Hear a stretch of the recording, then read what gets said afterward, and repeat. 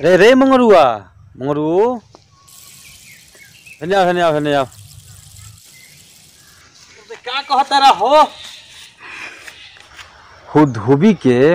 गदहा के सीन काहे तुरल है बताओ तो हमरा सबको उड़हन देतलक ह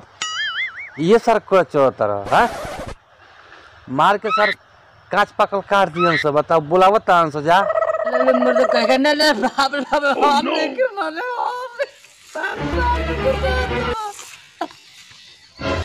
आप ने सिर तुले ये कौन करवा चुप सर छटपटाइबे जा दे बैठ शांति से भाई मार झापर के सर एकदम ललका निकाल दे बुझते नहीं हम सीख नहीं के नो नो नो नो हम नहीं के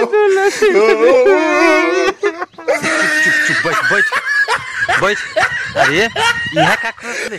हमारी लड़ी में पड़ लिया मार के सर हगाती नहीं सो जानल नु तो सगल बा धोबी टोला में तू पीट पीट के चार को इनका मोल ने छुआ देलन सदे पर के तब कही जो सर जो घरे तो मार के हगा दी हम साले जो